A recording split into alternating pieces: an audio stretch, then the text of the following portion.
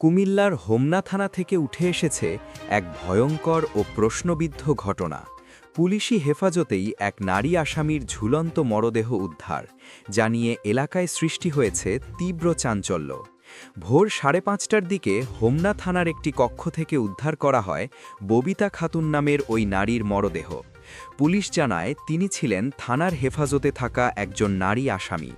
কিন্তু প্রশ্ন হচ্ছে, পুলিশি হেফাজতে থাকা অবস্থায় কিভাবে এমন ঘটনা ঘটল?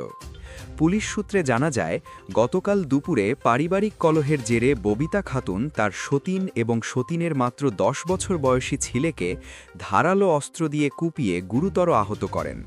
ঘটনার পর স্থানীয়রা ক্ষুব্ধ হয়ে ববিতাকে গাছের সঙ্গে বেঁধে রেখে পুলিশে খবর দেন। পরে পুলিশ ঘটনাস্থলে গিয়ে তাকে উদ্ধার করে থানায় নিয়ে আসে।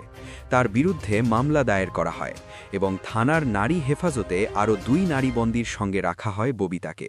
সবকিছু স্বাভাবিকই চলছিল। আজ সকালে তাকে আদালতে পাঠানোর কথা ছিল, কিন্তু ভোর 5:30টার দিকে হঠাৎ করেই বদলে যায় সবকিছু। থানার একটি কক্ষে ববিতা খাতুনকে ঝুলন্ত অবস্থায় দেখতে পান দায়িত্বরত পুলিশ সদস্যরা। দ্রুত তাকে উদ্ধার করা হলেও ততক্ষণে সব শেষ। পুলিশের প্রাথমিক ধারণা তিনি আত্মহত্যা করেছেন, তবে কোনো সুইসাইড নোট পাওয়া গেছে কিনা সে বিষয়ে নিশ্চিত করে কিছু জানানো হয়নি। মরদেহ ময়না তদন্তের জন্য পাঠানো হয়েছে। পুলিশ বলছে, রিপোর্ট হাতে পাওয়ার পরই মৃত্যুর প্রকৃত কারণ নিশ্চিত হওয়া যাবে। এই ঘটনায় এখন উঠছে একের পর এক প্রশ্ন। থানার ভেতরে একজন নারী আসামি কিভাবে আত্মহত্যার সুযোগ পেলেন? নিরাপত্তায় কোনো গাফিলতি ছিল কিনা, নাকি এর পেছনে আছে অন্য কোনো রহস্য?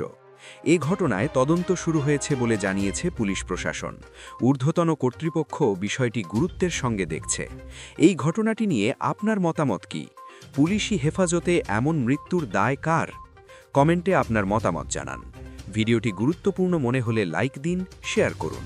আর এমন সব ব্রেকিং ও অনুসন্ধানী খবর পেতে খবরবিন্দু চ্যানেলটি সাবস্ক্রাইব করতে ভুলবেন না।